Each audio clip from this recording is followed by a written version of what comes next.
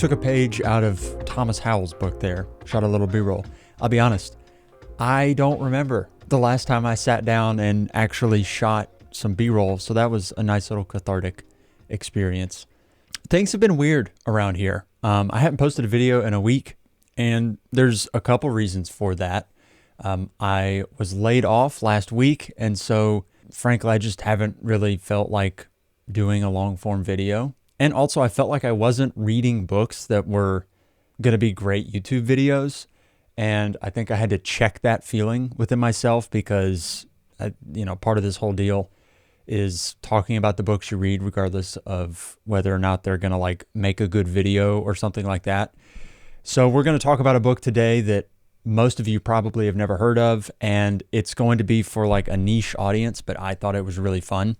And then also the other thing here is I was thinking about how, I want to spend my time as I get older. And I've made videos about this, how guys in general tend to kind of move away from reading as a pastime as they get older for many different reasons. And I've definitely been there.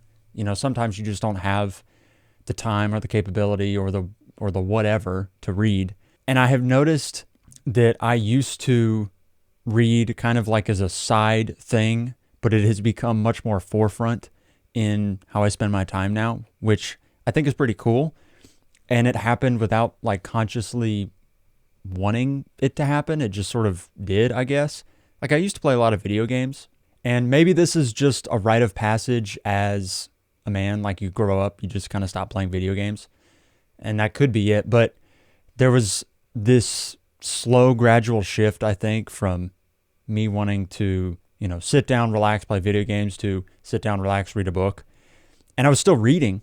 I had the capabilities, but I think when push came to shove, we had our first baby, life got busy, and it turned into I can do either or, and I started choosing reading, which was not a conscious decision. I think it just sort of happened that way. Maybe it was, I felt like I had the deadlines of the podcast, where if I don't get an episode out in a month and a half period or a 2-month period, people are going to be mad at me. So I'm I got to read the books. But then there's also the books that you just want to read for fun. I don't know.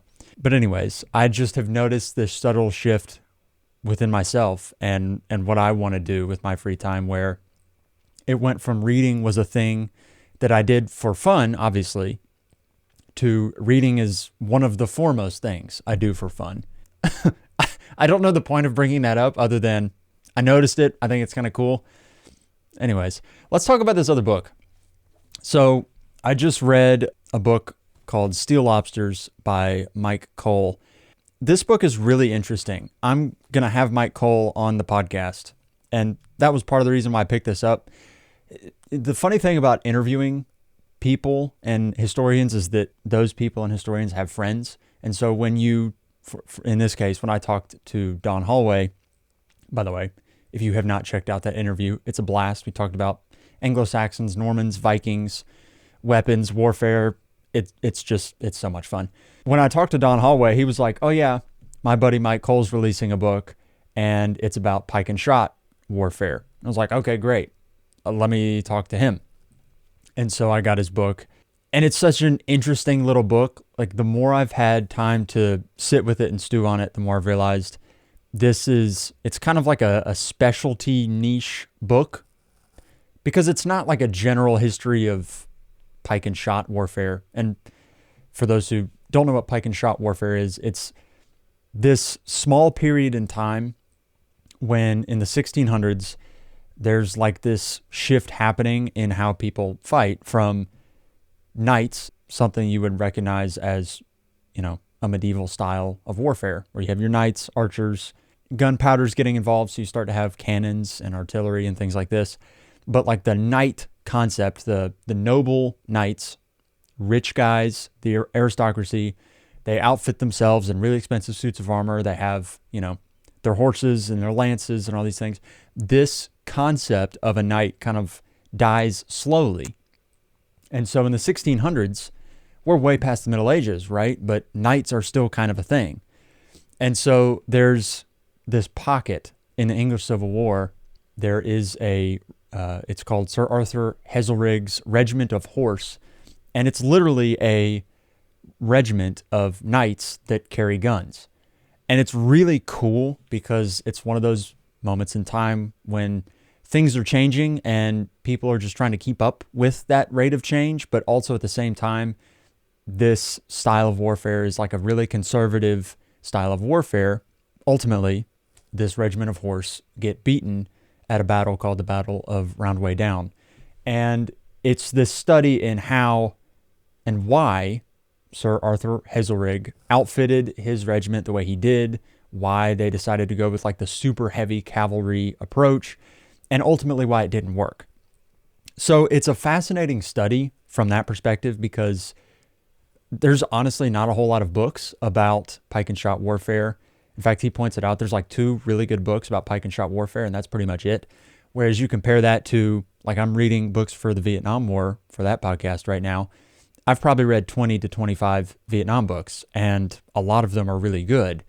So you compare that to pike and shot stuff. There's like 3 or 4 good books total. And I think this is a really interesting book because it's not necessarily a broad history, but it's a specific military study. He's looking at why they were outfitted this way, why tactics were the way they were at the time, and things like that. So I found it really fascinating, but it's also not the sort of book that you can just hop into without having any concept of pike and shot warfare or the English Civil War. Like if you have no background in it, you're probably going to be a little confused because he'll reference certain people and you're like, I don't know who that is or why he's important to the story, because if you're not familiar, you're going to be a little bit confused.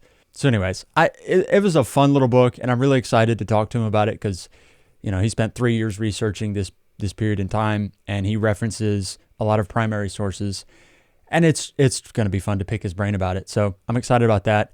And I didn't know how I was going to feel about this book. I thought it's so niche that maybe it won't work for me. But now that I've sat with it, I think I've decided like this was great and I had a blast with it. If you happen to be a reader that really likes military history, I think you would enjoy this. Just maybe, you know, brush up on your English Civil War history while you're doing it. One great way you can do that actually is Mike Duncan has a podcast called Revolutions, and he did a season of that podcast on the English Civil War. So you can, you know, sit down and listen to, I think it's like 20 episodes or something, and they're all like 15, 20 minutes long. And you can knock out your general history of the English Civil War and then dive into this book and you'll have a pretty good idea of what's going on. So that's pretty much what's been going on around here. Things feel odd as I'm like doing the job search thing, but I've got a couple things that I'm excited about. So hopefully we'll get some good news on that front. So be on the lookout for a Myke Cole Compendium podcast coming soon. Very excited about that. Hopefully I'll get him on there within the next couple weeks or so. And listen, if you hadn't checked out any of the other Compendium episodes, go do that. I love them. They are my babies. Put a lot of time and effort into those and they're a blast. So go check out those and I will see you in the next video.